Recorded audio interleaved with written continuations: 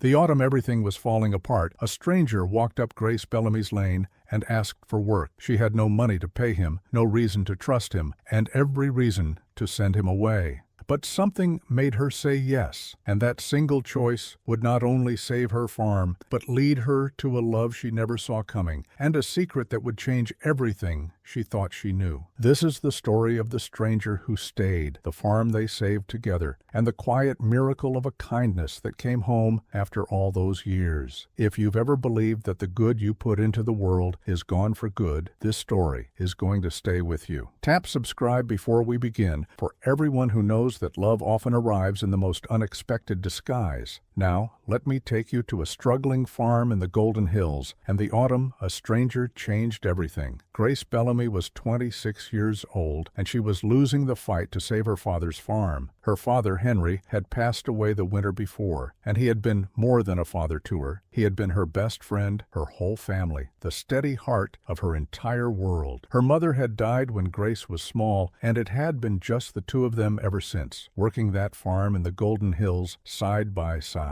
When Henry died, he left Grace the farm and a hole in her heart the size of the sky. And now, alone for the first time in her life, she was trying to keep it all going by herself and failing. It was too much for one person. The work of the farm was endless, and grief made her slow, and money was tighter every month. The fences sagged. The barn needed work she couldn't do alone. The harvest was coming, and she had no way to bring it in by herself. She was proud, and she was stubborn, but even Grace could see the truth. She was going to lose her father's farm, and there was nothing she could do to stop it. And then, on a cool gray afternoon in early autumn, a stranger walked up her lane. He was a young man, perhaps 30, with a worn canvas jacket and a quiet, weathered way about him. He carried everything he owned in a single bag over his shoulder. He stopped at a respectful distance from her porch, took off his hat, and asked in a low and gentle voice if she had any work. "I can do just about anything on a farm," he said. "I don't need much. A place to sleep in the barn, a meal or two. I'll work for that alone until you decide if I'm worth keeping." Grace should have said no. He was a stranger, and she was a woman alone, and everything sensible told her to send him on his way. But she was exhausted and desperate, and there was something in his tired, honest eyes that she found she trusted, almost against her will. "I can't pay you much," she said carefully. "Maybe nothing for a while." "That's all right," he said. "I'm not really doing it for the money." His name was Luke Warren,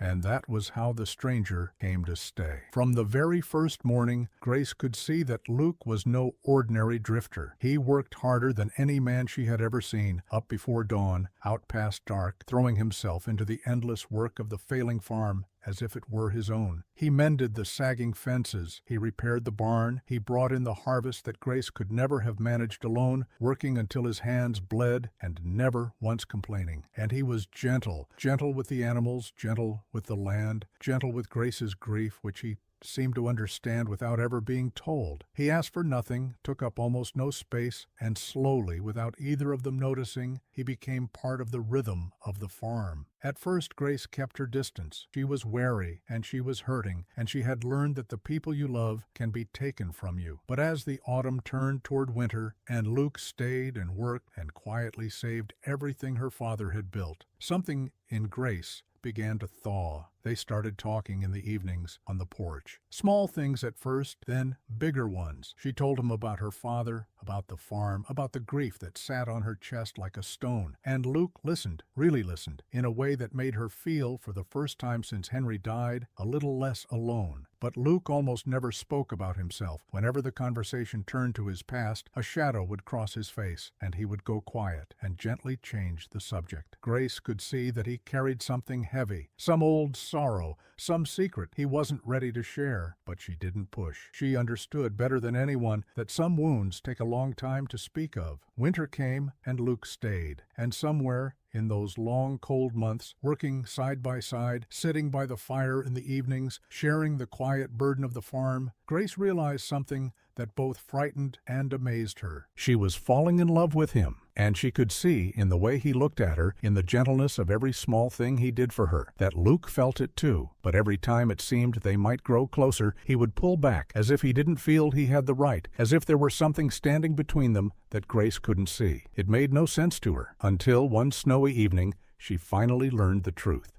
She was cleaning out an old trunk of her father's things, something she hadn't had the heart to do until then, when she found a bundle of old photographs and papers she had never seen. And as she went through them, one photograph made her stop, her heart pounding. It was a picture of her father, Henry, from many years before, standing with his arm around the shoulders of a thin, frightened-looking teenage boy. And that boy, unmistakably, even after all the years, was Luke. Beneath the photo was a letter, in her father's handwriting, that Grace read with trembling hands. And there, at last, was the secret Luke had been carrying all along. Years before, when Luke was just a teenager, he had been alone in the world, an orphan, in trouble, running out of chances, the kind of boy that everyone had already given up on. And Henry Bellamy had found him, and instead of turning him away, like everyone else, he had taken him in. For one crucial year, Henry had given Luke work and a place to sleep, and something no one else ever had: belief. Henry had believed in that lost, angry boy when no one else in the world would, and it had turned Luke's whole life around. Luke had gone on to make something of himself,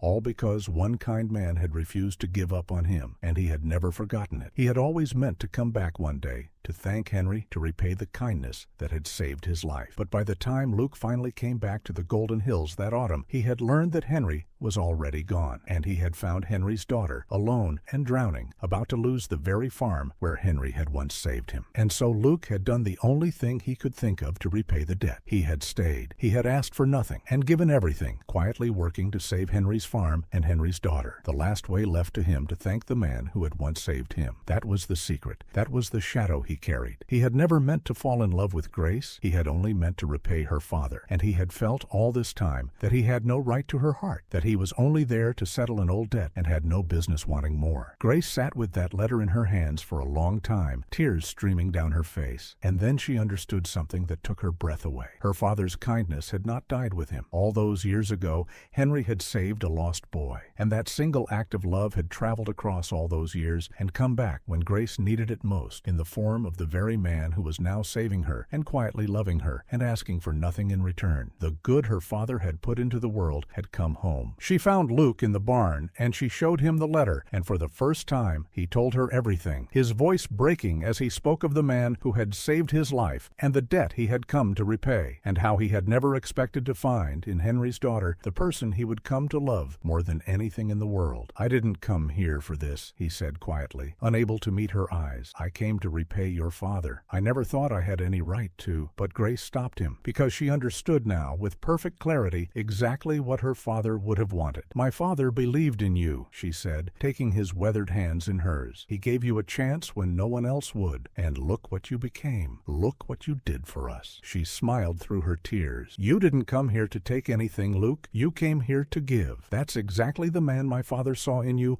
all those years ago, and it's exactly the man I've fallen in love with." That winter, in the farmhouse where it had all begun, Grace and Luke found in each other the family they had both lost. He had come to repay a debt, and instead he had found a home. She had been about to lose everything, and instead she had found a love she never could have imagined. They saved the farm together, and they made it thrive again, and in time they filled that old farmhouse with a family of their own, raising their children on the same land where Henry had once taught a lost boy how to believe in himself again. And every year, on Henry's birthday, they would walk out to the hill where he was buried, and they would thank him for the farm, for the life they had built, and most of all, for the extraordinary, mysterious way his kindness had come full circle, planting, in one forgotten act of mercy long ago, the seed of a love that would bloom years after he was gone. Grace never forgot the lesson of that autumn, that the good we do in this world is never wasted and never truly gone, that a single act of kindness can travel across years and decades, waiting quietly until the day it returns to save us when we need it most. Her father had saved a stranger, and that stranger had come back all those years later to save his daughter and to love her. The kindness had come home, and it had come home